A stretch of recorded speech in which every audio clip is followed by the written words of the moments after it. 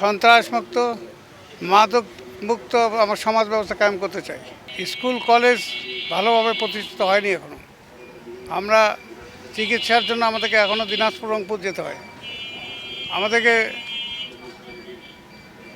এই এলাকার মানুষের আমাদের কৃষির উপর নির্ভরশীল। আমরা কৃষকের উন্নতি করার জন্য যেসব প্রয়োজন করা সেগুলো করতে হবে আমাদেরকে। আমাদের দায়িত্ব কর্তব্যের মধ্যে পড়ে।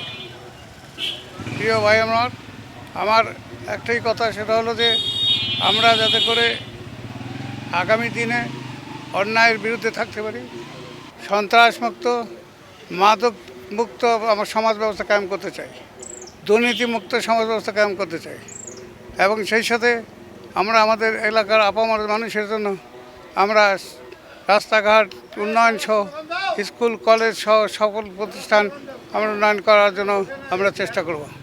এটা দলের সিদ্ধান্ত, আমি তো আমার কোনো মন্তব্য নেই এই ব্যাপারে। দল একটা সিদ্ধান্ত নিয়েছে। আমি যে কথা বলতে যাচ্ছি, আমরা একটা দল করি, এই দল দীর্ঘদিন ধরে করতাম।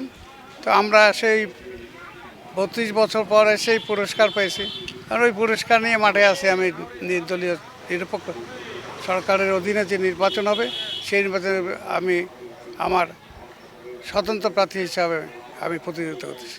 এই প্রতিদ্বন্দ্বিতায় আমি বিশ্বাস করি আমার এলাকা পার্বত্য ফুলবাড়ির সমন্বয়ে গঠিত এই নির্বাচনী এলাকার মানুষ আমাকে সম্মিলিতভাবে সবাই মিলে বিপুল ভোটে বিজয়ী করবে, এটা বলে বিশ্বাস আমার।